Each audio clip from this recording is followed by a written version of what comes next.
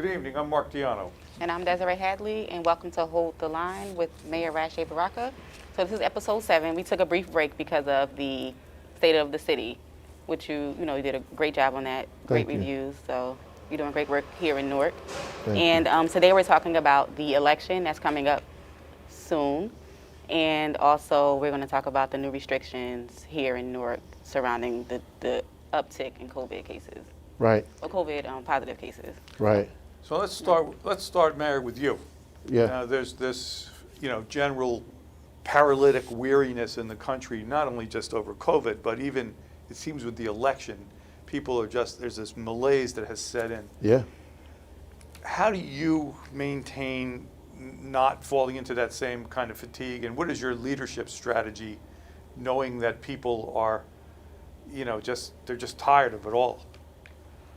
Well, I don't have and I've said this all the time, I don't have the luxury of pessimism and or the time to be tired. You ask for these things, you get it. A lot of people want the position, they just don't want the job.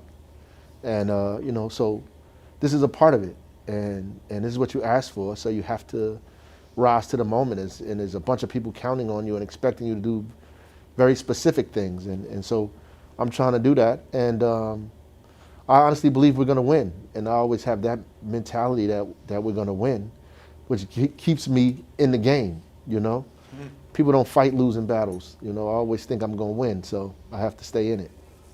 Your leadership through COVID from the very beginning has been very aggressive, and you've had, a lot of people, a lot of collaboration in your administration and out. Are you finding it harder to motivate those people now that we're hitting that second wave? Sure. Everybody's tired. I mean, people are human beings. They get worn down. They get, fatigued. They mentally, emotionally fatigued. You start juggling a lot of balls, and one of them is bound to drop. You get frustrated. You say and do things that you shouldn't say and do. And so you need somebody there to constantly push you and motivate you, like the coach. You get in the fourth quarter, it gets rough. You're down by 5. You need to go to the bench. You need to call a timeout and say, hey, listen, y'all, we can win this game. And that's what you need. You need a coach that's able to tell you that. We can win. These are the things we have to do. Stay focused on this. Keep playing defense, Look for the man down low. You have to. That's why the importance to have somebody to guide you through this. And it is harder now for everybody. It's harder now for everybody. I mean, even the restrictions. These stores and everybody else. They're worn down. They're upset. And I remind people, look, you made it with the whole business closed for 4 or 5 months. You didn't do anything. You make no money. Now we're just shutting it down for a few hours for 2 weeks, and it feels worse to you than months of being shut down, when actually is like a fraction of what we asked you to do in the beginning, and which means you have the capacity and the ability to get it done. You just need the motivation to do it. I think it's like coming back from a 21-point, you're behind by 21 points. You come back and tie the game. They come right back down and kick a field goal. That's right. You sort of. That's right. Takes the air out of the balloon. Takes the air out of you, the wind, and you get dejected, and you need somebody to rally the troops. And that's what I have to do. I have to rally the people and say, look, we can get through this. There's one more quarter. Like, let's just knock this out and continue to do what we've been doing. And don't forget how we got the lead in the first place, right? Let's stay at it. So with you're saying that people are tired. With these people who feel like, even though the data does show that it does work, right? The social distancing worked, limiting the amount of time people are in these close quarters together in stores or businesses. What do you say to those people who feel like it doesn't work? They're just tired, like, just leave it alone. Like, they just don't want to be bothered with it. You can have your own opinion, you just can't, have your own facts. So Right. At the end of the day, we went from 300 cases a day to like 10, 8, 68% to 0.6% infection rate. It's just clear that it works, that keeping people away from each other, limiting the time that we're around one another, and slowing people down. And this is what we're doing now. We're just slowing people down. Right. That's what this 2 weeks is for. Slow down. Like, stop doing the things you've been doing. Become more cognizant of what's happening. Wear your mask. And it takes somebody to come and do something drastic. We're like the cold water on a hot summer day. Right. Boom, just to get people to slow down, pay attention to what you're doing, because we lost sight. Because we were doing so well, we lost sight of it, Right. you know?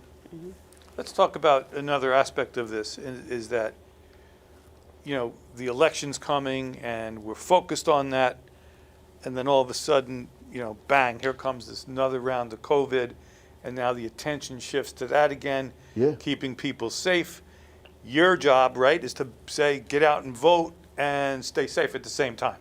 So how do you plan to inspire people to continue to get out and vote and, you know, make sure that the election doesn't, you know, isn't a Bill Buckner, Yeah. doesn't go through their legs? We just have to stay consistent with the message we've been pushing. When I'm on the live, I talk about COVID and the election, right? I know it's hard because people are so focused on that, and especially if you've lost people. If you've lost somebody, then and that's what people don't understand. If you lost someone, then it becomes more imminent to you, right? And the fear is a little more unsettling, right, to you than other folks. So when you say that and you start talking about elections, it's almost feel like you're downplaying their situation. So you have to say it in such a way and provide a correlation between that and getting past this, through this, you know, creating a new day where we don't have to deal with a country that has let COVID ravage us the way it has, that we have some semblance of order and control and process to deal with this stuff. And so you talk about the election in that way and making sure that we get everything that we need, because if we had everything that we needed, then half of the stuff we have to deal with, we wouldn't have to deal with it. And the election is how we get there. If we had a better commander-in-chief, you know, there's some basic things that I would have done, that anybody with a brain should have done, right? One, you need to make sure that we had testing immediately to everybody, as quickly as possible, that we had testing, that contact tracers were all over the country, tracing all of this stuff, testing, tracing, isolating. That message should have been universal, clear, everything. PPE should have been out to everybody without a shadow of a doubt. Everybody should be getting PPE, all of that. Then in the beginning, you take money because you know you're going to close everybody down. Estimate we're going to close down for a year. We're going to be closed for a year. Make sure businesses and other folks have access to relief, to monies, so they can stay up, because you know you're not going to let them stay open. That way you don't have this fight between the economy and people's health. Feed the businesses, close them down. Make sure that you take care of that and safeguard the elderly and the vulnerable in our community. Those are the things that should have been happening, you know, from the very, very beginning, and they just weren't. The simplicity of just getting up and saying, wear a mask, wear a That's right. mask, social distance, just that alone. I mean, as a leader, it must, as a citizen, it was frustrating to me. As a leader, it must have been frustrating to you to just see that not happen, something that basic, that simple. The problem when you politicize everything is like the larger the COVID cases get, you make it's your fault, right? So you feel like you did something wrong, and so in order to deflect that, you either act like it's not really serious as it is, or you blame it on some foreign power. Oh, China's done it, you know. Oh, it's not serious. So you just juggle between it's not serious and China, and you really confuse people.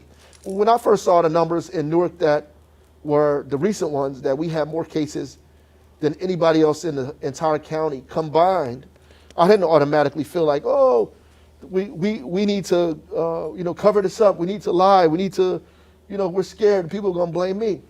My first instinct is that, we gotta tell people so they can wear masks. Right. My first instinct is like, we gotta put this out. Everybody's gotta hear it so it'll change people's behavior. Because people don't need you really to really dictate to them. What they need is information. Right. And once you give them the information, most level-headed people with common sense are gonna do the right thing. They're gonna shut it down. They're gonna get their kids in the house. They're gonna do what they're supposed to do. They're gonna stop going out as often. People are gonna be conscious of that. And most people are gonna do that. Despite all of the noise that you hear, most people are gonna obey the rules and do what they're supposed to do for their own family without being told, without being harassed. Suppose after the 2-week period, the numbers don't decrease. What can we expect from you as a leader? Well, obviously, and unfortunately, things may get a little more strict. What we are trying to do is, working with the state, is get our contact tracers and our disease investigators to narrow it down for us. Right. Right? And I've been talking to the state and the county and other folks to get them to narrow it down in the sense that we want to know exactly where it is, right? So if we could pinpoint where it is, then we don't have to do these broad-based measures. We could do more kind of scalpel instead of the broad sword. We can identify locations, places, neighborhoods, and really hone in on those places and not do an overall big thing for the entire city. Right. And I know Dr. Fauci was saying that there will be an end to COVID, but probably not until the end of 2021. If that is the case, how do you expect Norcas to continue to adjust? It's going to be rough, you know. And I think what Dr. Fauci is saying is even with a vaccine, that it's not going to go away completely, right? I think that we'll be able to manage it. Like now, the morbidity rate, the death rate is low.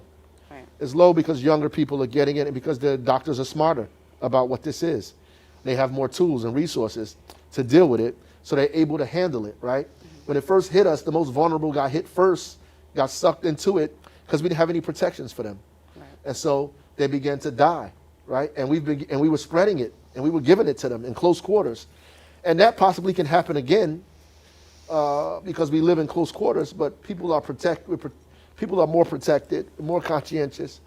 Doctors have more medicine, and those things are helping us. So even with a vaccine, it'll stop it from spreading at the rate that it's spreading, and it'll stop people from dying at the rate that they're dying. Right. So the vaccine will be helpful. Right. I think one of the problems that, I've kind of seen, working for you, trying to get the word out, is that you don't want to talk about the successes too much because that lessens the, right. the message. So for instance, our homeless population has a 2.3% infection rate, which is astounding, which is lower when they got it, it was lower than the national average. 20% of the deaths in Newark, total deaths in Newark, come from our private nursing homes. They're Right. not Newark residents living on the streets, Right. living in our housing. But you're not able to say those things because, first of all, it minimizes those deaths, but it also takes the foot off the gas for the public a little bit. Yeah, That must be frustrating. Yeah, you just and so you just have to realize what's most important. Like, what are your objectives? What are you trying to get across here? What are you trying to get to happen? And you're trying to get people to change their behavior for the most part, and that's hard to do. It's hard for people to change their behavior on their own, right? So you're trying to get changed behavior, and the thing that changes behavior the most is education. When people learn, they change their behavior, right? They educate. That's the reason why school is important. People go to school because it changes behavior. The more information, the more knowledge you get, the more apt you are to change your behavior. That changes your circumstances. And so our job is to educate as much as the public as we can about what's going on so they can change their behavior, right? And beating people is not going to change their behavior. Forcing them is not going to change their behavior. We have to educate them. So it's not enough for just to close things down. We also have to send Roundtree and a team down with flyers Right. so they can inundate the community with the information. That way, even if you open the store, most people ain't going to go, right? So you have to fight at both sides. So most conscious people are going to say, if they see a crowd of people, I'm not going in there because I have information and I'm changing my behavior.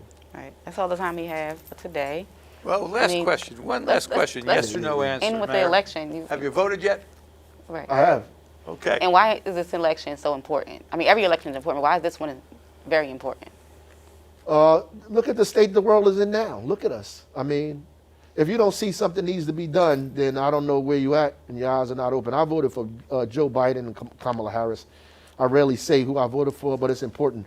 Right now, I voted for Biden, Harris, and I will vote for them every day, again and again on Sunday. In this situation, it's important for us to understand that we need everybody to get out to vote now. Okay, Mayor, thank you very much. Yep. No problem.